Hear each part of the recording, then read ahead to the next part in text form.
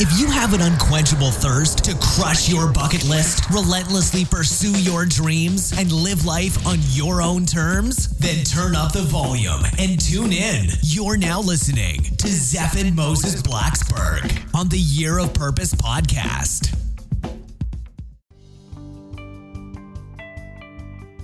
This episode of the Year of Purpose is brought to you by our brand new book, Life Rescripted. Find your purpose and design your dream life before the curtains close. If you want to be the first in line to receive a free digital copy from me, all you have to do is head on over to www.liferescriptedbook.com to find out more. Zeph and Blacksburg here, and today I'm joined by Greg Schwem. And the Chicago Tribune recently proclaimed that Greg was the king of the hill in the growing world of corporate comedy.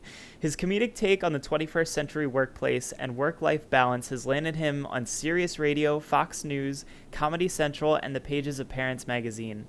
Audiences from companies such as Cisco, Microsoft, IBM, Motorola, and McDonald's have laughed at Greg's stories about tedious business meetings, smartphone addiction, frequently asked questions, and his fascination with the American Girl doll company, which I think I'll have to ask you about in a moment. More than just a business humorist, Greg is also an author, nationally syndicated humor columnist for the Huffington Post, and even an award-winning greeting card writer. His new book, The Road to Success, goes through the salad bar, a pile of BS, also known as business stories, from a corporate comedian, was released in September 2015. What's going on, Greg? How are you, Zephan? It's nice to be here. Thanks for having me on. Yeah, I'm doing quite well, and I'm sure you've got a lot of funny stories based in the corporate world, and having worked for Apple myself and seeing people where they keep their life in their iPhone, I've seen some very interesting things come out of these phones, both physical and photographically. But I'd love to find out what got you to here. What was your background like? Where did you find this ability to turn things that happen in the corporate world into something that's actually laughable? Yeah, well, it is kind of an interesting story. I mean, my background is in broadcast journalism, believe it or not. I was a TV reporter down in Florida, but I've always done stand-up. I started doing stand-up comedy when I was 16, and I always based my show on things that are real to people and sort of the nuances of just real life, and I just always thought that was the funniest. Now, eventually I got disillusioned with the world of media, and I decided to do stand-up full-time, and I almost kind of fell into the corporate part of it because I wasn't, like any comic starting off, I wasn't making a lot of money. I was traveling around in my car doing club after club and realizing I don't know if there was much of a future in it, but I started freelancing for a company in Chicago that did live trade show presentations, and I don't know if your former job with Apple, if that ever landed you on a trade show floor, where you see people kind of giving the same presentation over and over and over again in 5 to 7 minute spurts. Now, that was what I did, but it got me to sort of see the corporate culture and try to entertain people really quickly, mostly improvisationally, before I started my product pitch. But I got a sort of a sense of how corporate America thought and how it laughed and what it thought was funny. And I started putting material that I saw in these trade show environments into my nightclub act, and then I would have people come up to me afterwards and say, you really ought to come down to my office and tell those jokes. I was doing a lot of jokes about computers, about technology, about just the crazy stuff that business people deal with all day. And little by little, I transitioned my whole show over to that. And that's all I do now is I just go around the country and make business companies and associations laugh at themselves about topics that are very real to them and that they deal with every day, but they've never, ever been able to laugh at. Right. I mean, it's funny because it's probably the same across the board. I mean, every company is going to have, that one guy that does that one thing that everyone can laugh about. Yes. And I'm sure you see it usually everywhere. It's the CEO. Right. And so I had never went to trade shows actually at Apple, but surprisingly after the fact, because when I left, I started a video production company. And so every year they have the National Association of Broadcasters, I'm sure you're familiar with from your previous background. Right? Yeah. And so I was just in Las Vegas back in, I think it was in April or May. Yeah, and it's huge. I mean, they take over the convention center. There's thousands of businesses there. I think I walked like 30 miles over the course of like 3 days. And that's what my iPhone told me, so unless it was lying. But and I mean, you're absolutely right. It's people that just stand there all day, and it's this same spiel over and over every 5 or 10 minutes. It's, Yes. you know, a new group of people coming in. Yeah, and I had to mix it up just so I wouldn't go nuts, and I would sort of improv with people and maybe change the script around on the second day a little bit and just throw some off kilter comments in there, and I noticed people laughing at that because you know what it was something different, and I think that's kind of the same thing that I bring to corporate shows. Is it's something, they have these 3-day sales meetings.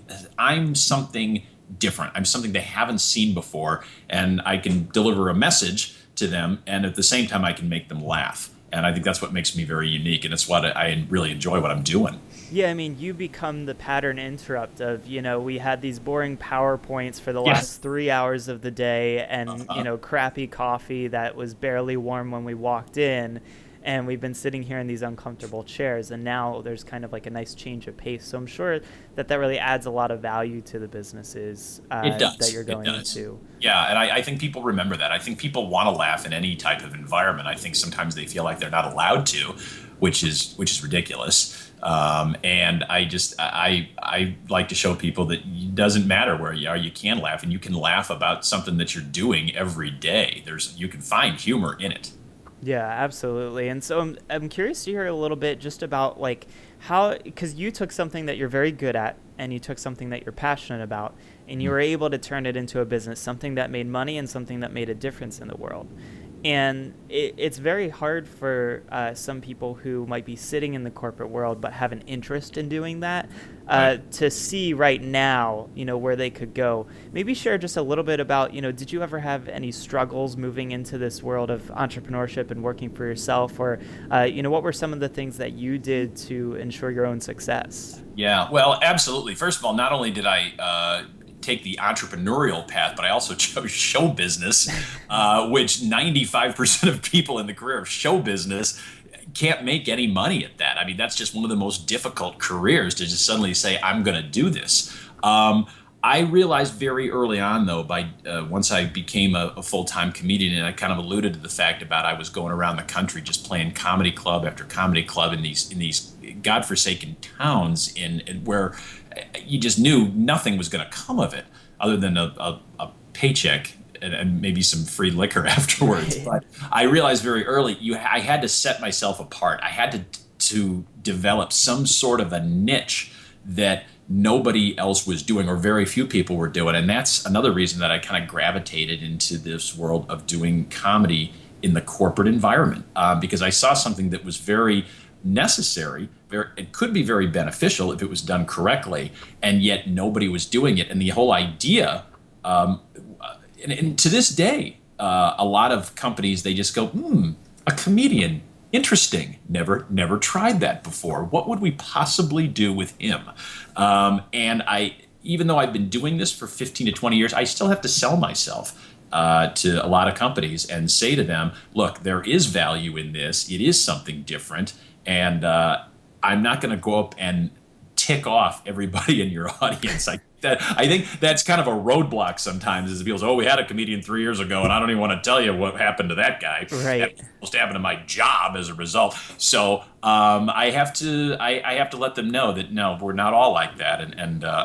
But if you do have laughs, that people will remember that. And I found that early on. That's one of the reasons I transitioned my show. Very cool. And so you basically learned from, how it started and grew and made changes, and it ultimately transforms and it gets to where it is now. And I like that you're very honest that it's 15 to 20 years in the making. I mean, this is not something that was, hey, tomorrow I'm just going to go on the road and people are going to laugh and I've got this huge successful business. It's a process, and it's great to see how it's changed over time. And it continues to change, Stefan. I mean, there's a lot of speakers out there that you can tell they've been doing the same canned speech for 15 to 20 years, and corporate audiences in particular will pick up on that very quickly. They know when you're phoning one in, and people now have such a short attention span. I mean, one thing that I have to deal with that I would say people like comedians in nightclubs don't have to deal with is I have to deal with the text messaging. I'm sometimes on in the morning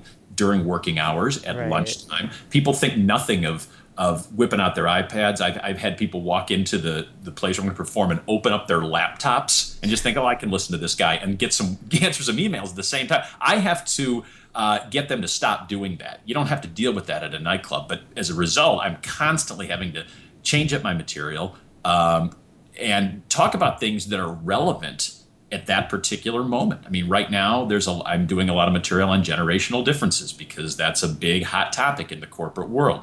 I'm doing a lot of material on new apps because every company, whether either maybe they've developed an app, if they're not, they're thinking about it and they're dealing with all the complications that come with that. So I wasn't doing material on that 10 years ago because there was no such thing as apps 10 years ago. Right. Very interesting. And I want to know because I have to ask this. This was from your bio. What is the American Girl doll company? Well, where does this fit? An American Girl doll store? Have you ever been to one? I don't think so. Okay. Do you know what the American Girl doll is? I don't know. I mean, this is it's basically it's a very, very successful business, but they have taken dolls. They sell dolls and they sell accessories, and they're incredibly expensive, by the way. But they have taken the doll and they have almost made it. They have marketed in such a way where you're not buying a doll, you're buying an addition to your family, and they have all the dolls have stories behind them. They come from different generations, different historical times, and so they want girls to learn about. You're not just buying a plaything. You're buying, something that you can learn about history. You can learn about what it was like growing up in the 1800s. So they've marketed it, but I use that not only because I have two daughters and I've gone through the American Girl doll thing and my bank account has suffered significantly, but I use that as a chance to show companies that this company is succeeding. All they've done is they've looked at an old product in a new way. That's kind of the message that I give to a lot of companies. It's not, to use an overused business cliche, it's not rocket science. That some companies overthink what they need to be successful. I look at this American Girl doll company and said, look, all they did was take dolls and rebrand them. And then I use an awful lot of pictures and images and so forth and go through my incredible just dislike for this company, not because I don't like the dolls, because I hate going to the store. So, and that's how I try to relate comedy to business. You take a theme and you say, how can I relate this to the business world? Gotcha. So that's why I include that. And I get more dads, I can tell, more 30, 40-year-old men nodding their heads like, oh my God, I just experienced this. I know exactly what he's talking about. And that's if you're a comedian and you see that, then you've hit something. When you can see the audience actually nodding along in agreement with you. That's a great feeling to have. Yeah, because it's something that everybody's going through with you. I mean, they know exactly that pain and agony that the wallets feel. And sometimes they even sometimes they even close their laptops. Nice. Well, and I'm sure, so that's probably been a pretty good skill for you too, has been getting people to pay attention, because even just in life in general, it's so easy for, if we weren't on a podcast right now, it's super easy for me to grab my phone over here, look down at it, check a text message, whatever, and get distracted for the next 5 minutes and then look up. And the whole time I've been going, yeah. And you think I'm still paying attention, but I was gone. Yeah, and it's funny because I used to, it's funny how when corporate meetings start, they still say, if you could please silence your cell phones, or they used to say, turn off your cell phones. And you realize nobody's going to do that. No. I mean, it's like saying, turn off your electronic devices before the plane takes off. Nobody does that either. Yeah. So I actually put that into my show. I actually basically wanted the audience to know that I know they're looking at stuff. So I do a little bit in my show called, I want you to abide by what I call the smartphone code of conduct. And I put this thing that I actually make them agree to. I say, raise your right hands, and I say something like, I promise to give Greg approximately 20% of my undivided attention, with the other 80 reserved for suddenly checking emails, sending text messages, surfing the internet, and playing Candy Crush on my smartphone. It's my way of saying, I know you're doing it. Maybe take a break. I'm not going to yell at you and point out to individual people in the audience and say, what are you doing on your cell phone? Because I know they're not going to stop. It's just, I have to adapt. I can't make the audience adapt to me. But that's kind of fun. Doing what I do is trying to figure out those ways where I feel like I'm one step ahead of them. Nice. And speaking of which, I just had my first person yell at me on the plane, like saying, "You're going to crash the plane because you didn't turn your phone off." I'm like, are you kidding me? Yeah. Like, Now, were you talking or were you texting? I was texting somebody. You were texting. Okay. And so I turned to her and I was like, "Ma'am, I have flown 25 flights in the last 12 months. Mm-hmm. Not a single one of those planes has been taken down yet. Yeah, I don't think it's going to happen today." Because of your LOL text. Right. Yeah. So but I get mad when people are still talking. That's what I mean. The texting I get when they say, power them, and there's somebody still actually yakking on the phone. That's when I want it. That if you were doing that, then I probably would have said something, because that's just such a blatant violation. Right. And for me too, it's like you are in a metal shell with 150 other people, yelling at your fiance about how bad the cheeseburger was that you had for lunch at the airport. Mm-hmm. First of all, I don't think your fiance cares any more than anyone else on the plane that's hearing your entire conversation. Exactly. You know? Yeah, and considering the plane pretty much flies by itself nowadays anyway, I think they know where the airport is. Right. I think that's kind of a given. We're going to be able to figure it out. Exactly. So tell me, how does success go through the salad bar, and what does the salad bar have to do with it? Oh, yes, the title of my book, The Road to Success Goes Through the Salad Bar. Well, I was actually, the way that came about was I was talking with a friend of mine. He works it's a client of mine, and he works for a large financial insurance company. And we were just talking about hiring. And he was saying that now the economy's picked up, there's a lot of openings. And we were talking about different ways that people hire now. And, sometimes it's through interviews like what we're doing, the Skype interview, the phone conference, the human resources software that crunches all these candidates together and just starts randomly weeding them out. Well, they don't consider it randomly, but he said to me, he said, "You know what? Best way to find a candidate," and he was sort of half joking about this. He said, "Look at people when they're at a salad bar." He said, "Look at the way they interact." He goes, not only with other people around them, but with the items in the salad bar. And I go, "What do you mean?" He goes, "Well," he says, "Okay, usually there's 3 different kinds of lettuce. Does he take one or does he take all 3? If he takes all 3, it shows that he's willing to experiment a little bit. And if he takes one, he shows he's more focused, or he alienates things." And I said, he said, "How much does he how many scoops of craisins and croutons does he throw on there? If he throws a lot, does that mean he's wasteful? Does that mean he's not good with numbers? He's not good with accounting? We can't trust him with a budget?" And the more he talked about it, I'm like, this is kind of a funny theme. And so I just started sort of expanding on that. And the next thing I thought that would make a good title for a book. So that's just one chapter in the book. But the book is basically just me spent observing corporate America and writing it down. A lot of the stuff, most of it was kind of too long to fit in my stand-up act. But I mean, there's chapters on the 3-day corporate meeting that cost $3.5 million, and how do people become billionaires, and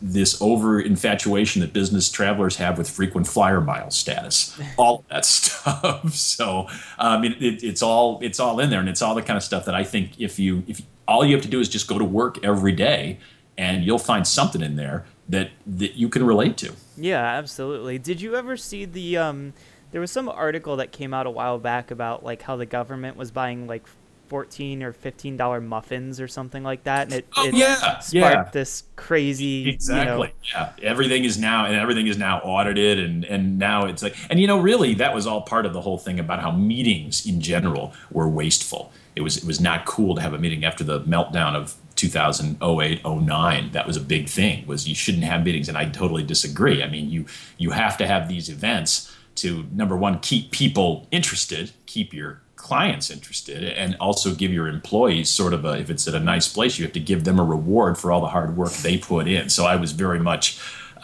when all this was coming out, I was like, I don't think you guys know what you're talking about. You don't have to hire U2 to play for your 100 most valuable employees, but as some companies were doing, but you still got to have an off-site event, I think. Makes perfect sense. So tell me, what are some of your favorite BS or business stories that you like to share with people? And maybe let's put a lighter note behind the corporate world. And I know we have some corporate burnouts listening in, so maybe we can share with them some experiences that they are probably seeing in the office as it is, that they can at least see in a different light. Well, my favorite is kind of what we're doing right now. I am fascinated with the way that hiring takes place now. We talked about that a little bit earlier, but I said, when I had a lot of friends who were out of work again after the meltdown, and I would always ask them, how's it going? Are you having, interviews? And they said, well, I've got a phone interview today, or I've got a Skype interview. And I go, so what do? You just sit in front of a camera and they interview you? And they go, yeah. And I go, okay. I go, where does this take place? And they go, in my home office. And I go, well, what's behind you? I mean, do you add anything there to make it look like you're a little more of an appealing of a candidate? They're like, well, I go, I don't know. Like, do you have any medals or trophies from high school? I go, put them behind there. I go, you can't see on Skype what those are. Make it look like, you were really valuable and you won tons of awards. And I said, do you have children or do you have pets? And they go, yeah. I go, get the puppy in there. just randomly bring the puppy in, or and I go, you got a golden retriever puppy. I go, no one can resist that. And there's no rules to these things. Have your kids come in and look a little bit sad, like, Dad, are you gonna get this one? So. Dad, can we have a nicer breakfast today? Yeah, exactly. Yeah, Dad, you're just call from the other room. Dad, mac and cheese again out of the box, Dad. Okay, I'll make it. So I'm like, make this thing work for you. And that's one of the things. As far as different stories, also about just the different places that I've been. I think the weirdest gig I ever did was for a dozen software engineers in the hull, or I guess it's called of a catamaran. They said they said it's a job on a boat sailing around San Diego Harbor. I go, well, that sounds kind of cool. And I thought it was like a cruise ship or some big thing. And then they go, it's a catamaran. And I don't know much about sailing, but I know enough to know that a catamaran is a sailboat.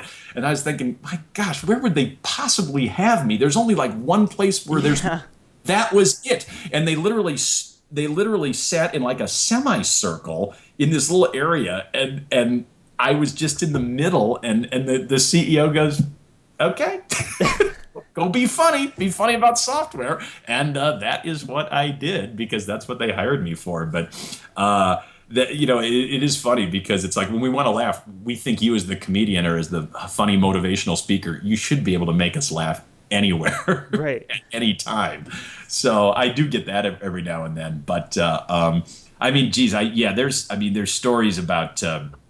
And there's stories about, here's a good one, about one thing I do is I send a questionnaire out, and I always ask, are there certain topics that are off limits? Mm-hmm. And I also say, if you're going to give me material, or if you're going to give me ideas, I want to make sure that this idea is something that if I mention it, the majority of the room knows about, not the four of you who filled it out at your, in your cubicle that you think is hilarious. Because I did get burned by that one time. I worked for a large computer company. And they said, if you just bring up the matrix.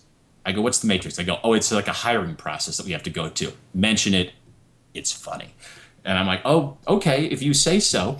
And I'm trying to write jokes about the movie The Matrix, and that's like all they gave me. They just basically said, just mention it, and everybody will think it's hilarious.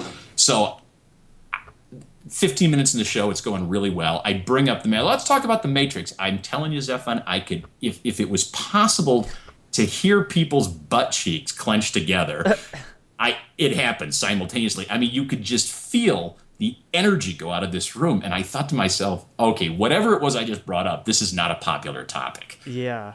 And had I known that, and the show just didn't really go well after that. And I went off stage, and I said to these people that filled out the questionnaire, I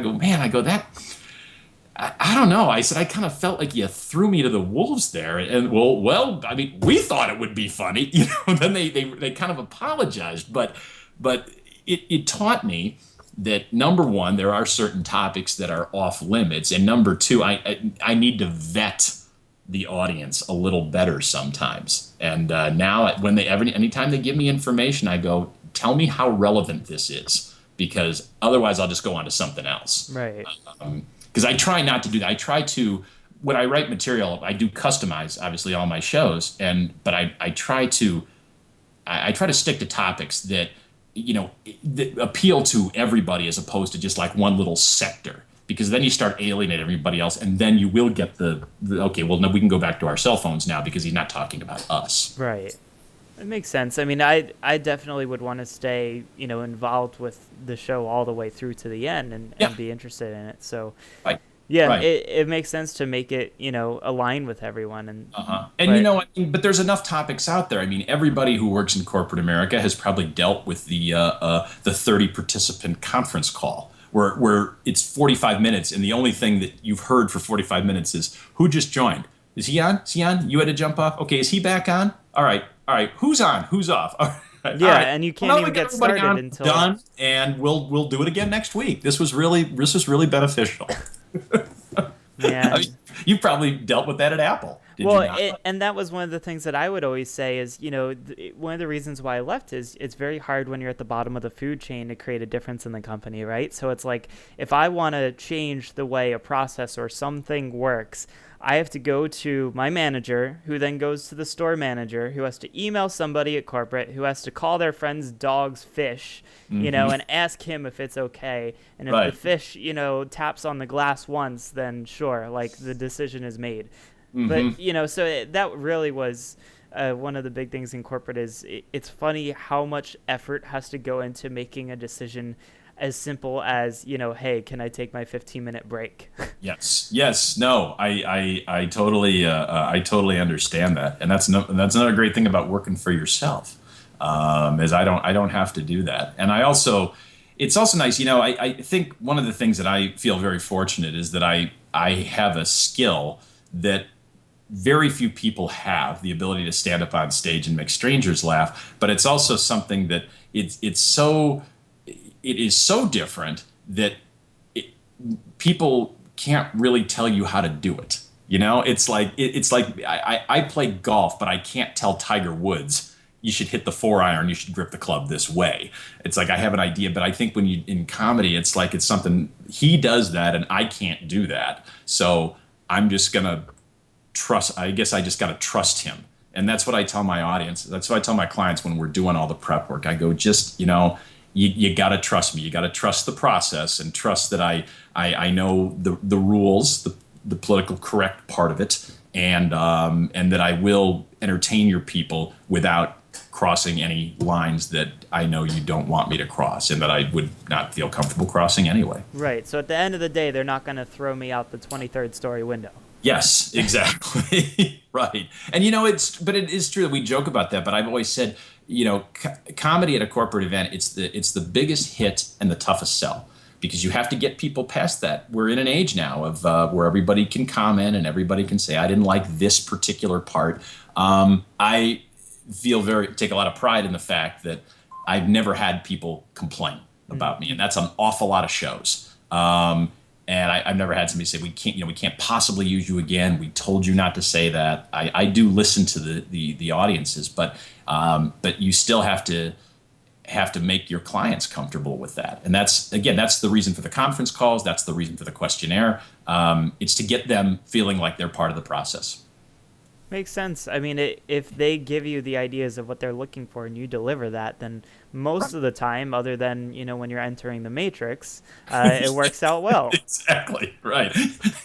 Right. So, and again, I think that's what kind of makes me a little unique among corporate entertainers. Yeah. So what do you see for the future of corporate America? What do you think is going to come up next? I mean, are we all just going to be replaced by robots? Is it going to be the same? To that, yeah. Well, it's funny because my last chapter of the book deals with that, about the office of the future and sort of my ideas for what it's going to look like. And I mean, part of it was, and I've just taken things that are already in place. I mean, we're already experimenting with offices where nobody sits. That's true. You either stand or you lean, and there's prototypes out there that sitting is bad for the way you think. And I have said, my chapter in my book says, okay, we're all going to be standing around. We're more health conscious, so maybe we should move Wall Street and the business district in New York. Maybe we should move that to rural America where all the farms are, and all the corporations can just have partnerships with farms, and they can bring all their produce over and put it for free in the break room. So now everybody's healthy because they're eating carrots all day long. And then you don't have to have the wellness expert to tell everybody, get rid of all the Jelly Bellies in your desk drawer. I think business will always be around as is. I think corporate meetings will always be around. That's why I like what I'm doing, because I feel like there's a future for me in there, because I think you will always, the more disconnected we get from each other, the more we rely on communication via cell phone, virtual meetings, I think the more people realize you can't do that 100% of the time. Eventually, you're going to have to get out and talk to each other. And that's why I feel like I'm in a pretty good situation right now. Yeah, absolutely. So your book has just recently come out, and Yes. It's called The Road to Success Goes Through the Salad Bar, a pile of BS business stories from a corporate comedian. And so this just came out. What is the best place for people to both learn more about you, find out where they can get the book, and things like that? Well, the book's available on Amazon, on Barnes & Noble, on iTunes right now. You can, in both digital and paperback versions, and soon it's going to be available in with audio files. Where we're going to be putting those up for those of you who like to. And I read it, so you can get a sort of sense of my voice, and as you're driving in the car. And to find out about me, you can just go to my website, Greg Schwem, GregSchwem.com. And also, if you just search me on YouTube. I have my own YouTube channel, and I have a lot of videos up there that show me in different situations, and that also show how somebody like myself can be used in a corporate meeting, whether it's doing a keynote, whether it's emceeing, whether it's doing funny improvisational interviews with employees, interviewing executives. I've done all that, and it's all equally fun for me, and hopefully for the audience too. Now, do you have the catamaran up there? I do not. No, I had repressed that from my memory, Zeph, until all of a sudden I thought, oh, maybe I should tell that story. But there was, lots of therapy. I think you should go back and film it again and just put it up on YouTube. There's no room. We'd have to take out half the audience to put a camera down there. Instead of 12, I'd be performing for 6. Just do it on an iPhone. Maybe that's it. I could do Periscope or Meerkat or something like that. Yeah, you might see a couple people's beds in the background, and what they ate for breakfast, and Right. That's okay. Exactly. I'll work on it. All right. Well, this has been fun, man, and I would definitely recommend, anyone check out this book if you are in the corporate world. If you're not in the corporate world but you're looking for a good laugh, definitely look for it on Amazon or Barnes & Noble. And thanks for being here, Greg. Hey, it was my pleasure, Stefan. Thank you so much.